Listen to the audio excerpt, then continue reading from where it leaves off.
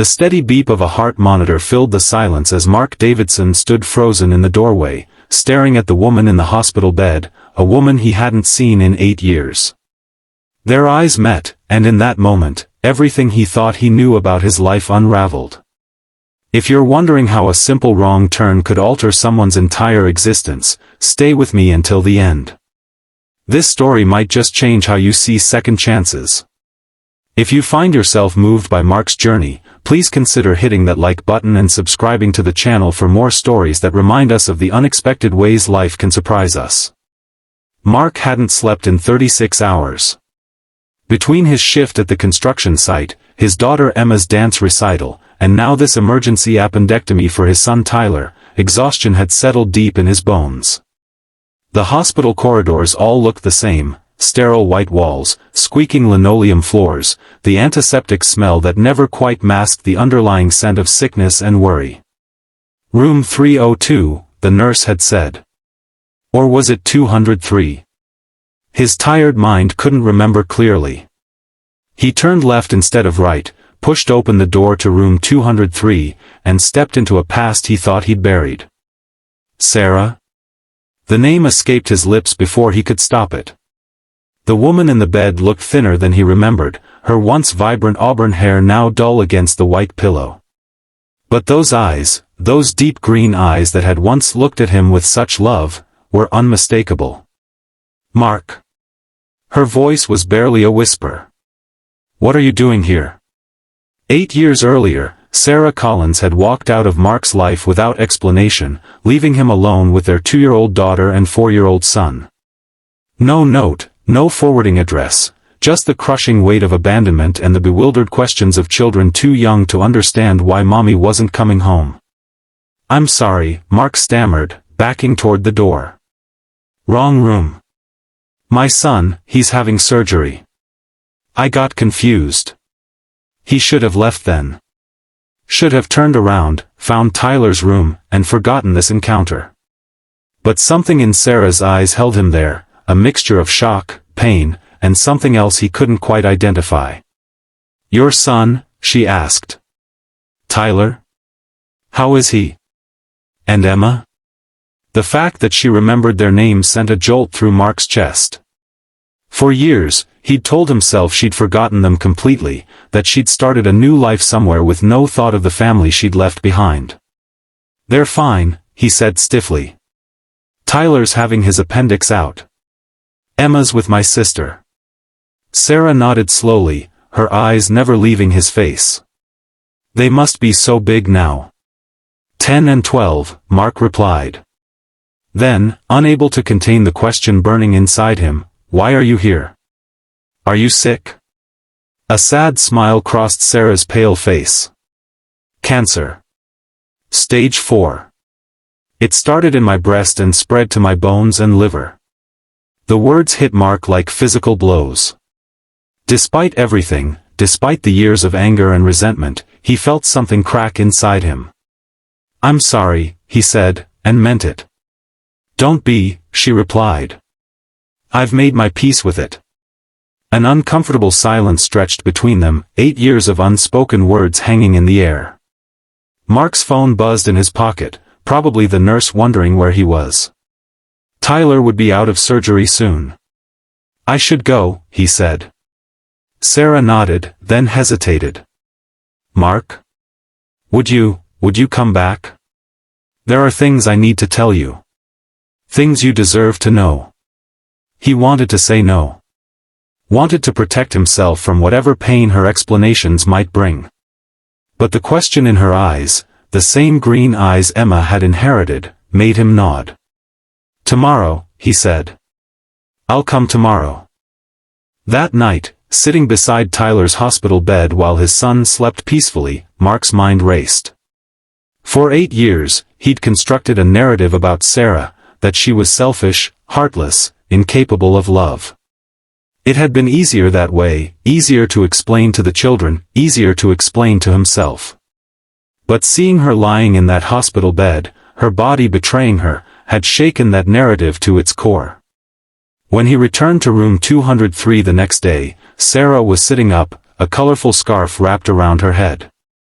She looked stronger than the day before, though the shadows under her eyes told a different story. "You came," she said, relief evident in her voice. "I said I would." Mark remained standing, keeping his distance. Sarah took a deep breath. "I left because I was sick, Mark. Not cancer, not then. It was in my mind. Postpartum depression that never went away, that morphed into something darker. I started having thoughts, terrible thoughts about hurting myself, hurting the children." Mark's jaw tightened. "You could have told me. We could have gotten help. You were working 60-hour weeks just to keep us afloat," Sarah said. "You were exhausted. The kids needed at least one functional parent. And I was so ashamed. So convinced I was broken beyond repair.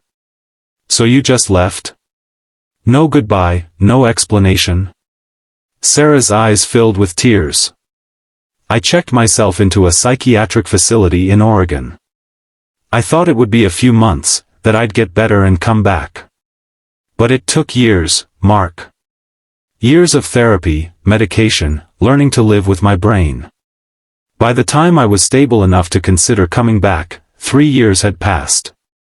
I called your sister once, just to check that you were all okay.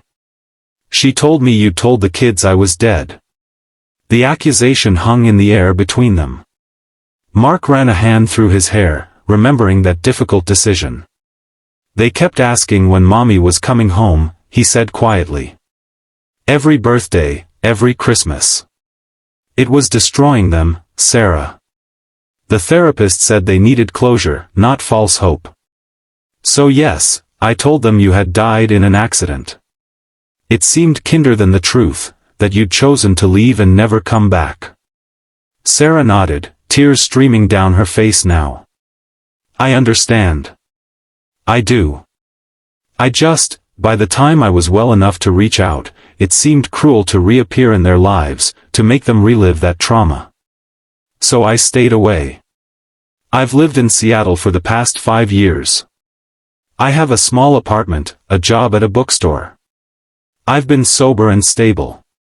And then 6 months ago, I found the lump." Mark finally sat down in the chair beside her bed, the weight of her story pressing on him. "Why didn't you reach out when you got the diagnosis? Pride? Fear? I don't know," Sarah admitted. "But seeing you yesterday, it felt like fate. Like I was being given one last chance to explain. To apologize." "Does anyone else know you're here?" Mark asked. Sarah shook her head. "No family. A few friends from work visit sometimes." The thought of her facing cancer alone, regardless of their past, struck Mark as unbearably sad. "How bad is it?" "Really? Bad," she said simply. "The doctors are talking months, not years." Mark nodded, processing this. "What do you want from me, Sarah?" "From us?" "Nothing I deserve," she said. "But if possible, I'd like to see them. Just once. They don't need to know who I am. I could be a friend, an acquaintance. I just want to see the people they've become." It was an impossible request. Or it should have been.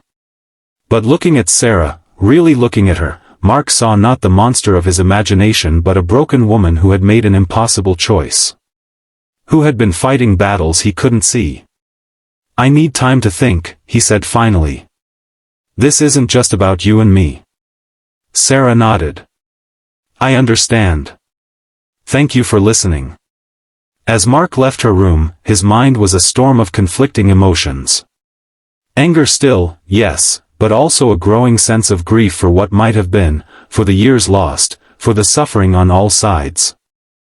Over the next week, as Tyler recovered at home, Mark found himself returning to the hospital each day. At first, he told himself it was out of obligation, out of basic human decency. But as Sarah shared more of her story, the depths of her depression, her long road to recovery, the life she'd built for herself, he began to recognize something he'd long forgotten. The woman he had once loved was still there, beneath the pain and regret. "Do you have pictures?" she asked on his fourth visit. "Of the kids?" Mark hesitated, then pulled out his phone. He scrolled through his gallery and found a recent photo of Emma and Tyler at the beach, their faces sun-kissed and smiling. Sarah's hand trembled as she took the phone. "Emma looks just like my mother," she whispered. "And Tyler has your smile." She handed the phone back, wiping tears from her eyes. "They're beautiful, Mark. You've done an amazing job." "It hasn't been easy," he admitted. "There were days I didn't think I could do it. Days I was so angry at you I could barely breathe." "I don't blame you for that anger," Sarah said. "I deserve it." "Maybe," Mark said. "But I'm starting to think we were both doing the best we could with the tools we had." That night, Mark sat his children down at the kitchen table. At 12, Tyler was becoming a thoughtful young man, sensitive to the emotions of others. Emma, at 10, was more direct, with a fierce protective streak toward her family. "I need to tell you both something important," Mark began. "It's about your mom." The children exchanged glances. They rarely spoke of their mother, her absence a wound that had scarred over with time. "What about her?" Tyler asked cautiously. Mark took a deep breath. "I haven't been completely honest with you about what happened to her." He explained as gently as he could, that their mother had been very sick, not in her body but in her mind. That she had left to get help, to protect them from the darkness inside her. That she had loved them very much, but couldn't be the mother they needed. "So she's not dead?" Emma asked, her voice small. "No, honey. She's not dead. Or at least, she wasn't.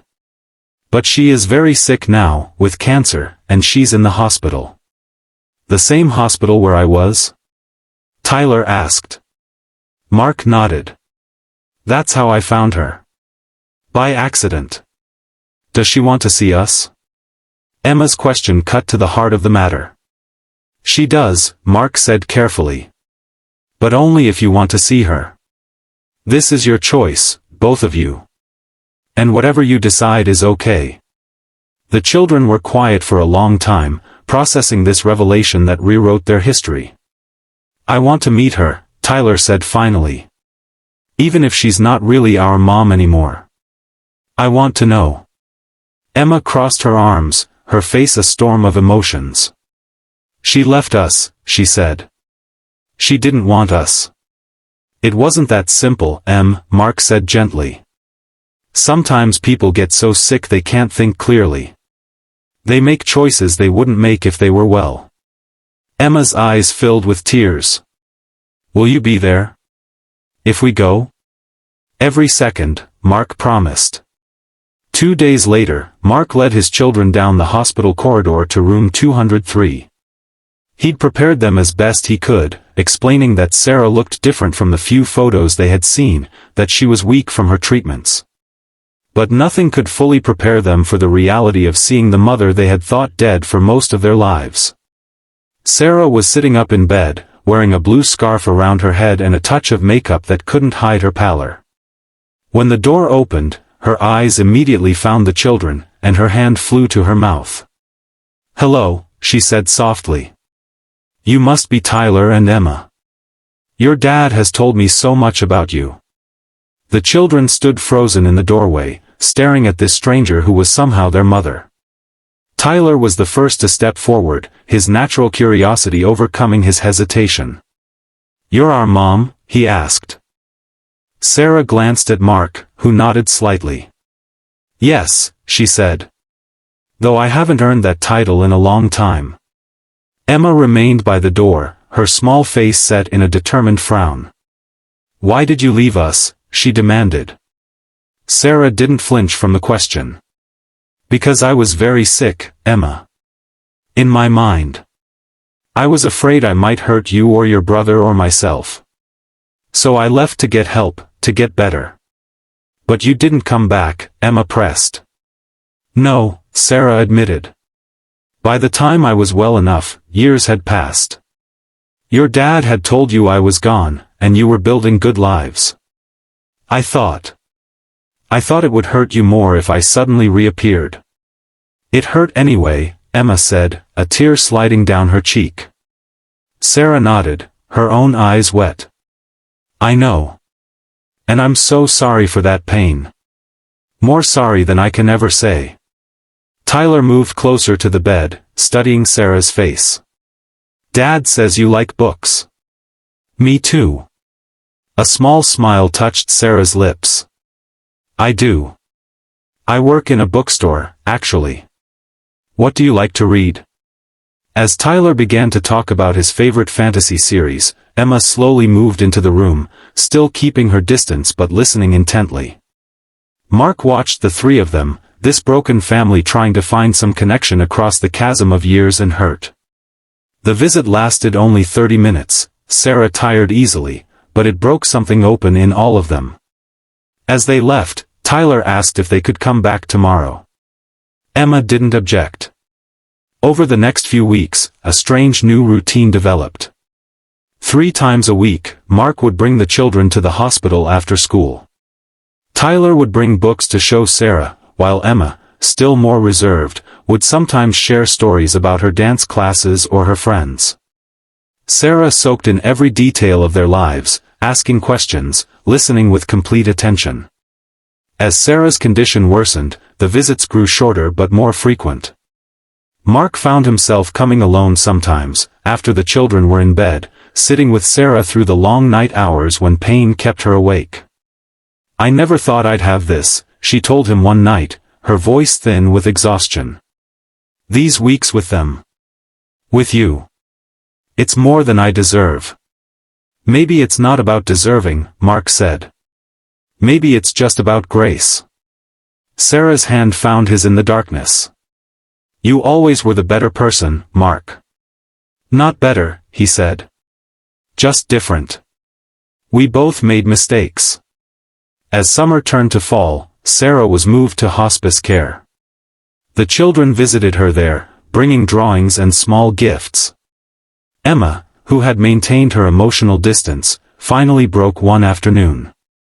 "Are you scared?" she asked Sarah, when Tyler had stepped out with Mark to get a snack. Sarah considered the question carefully. "Sometimes," she admitted.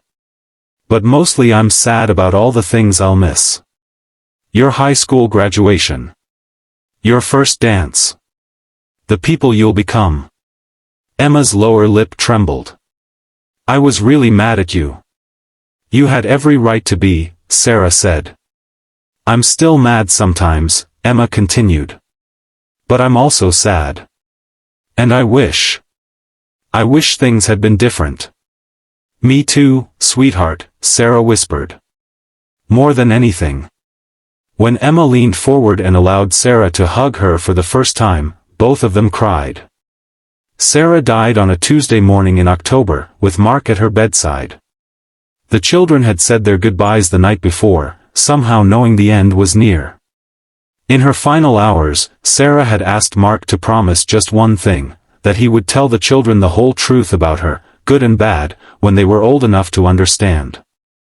"Don't make me a saint or a villain," she'd said.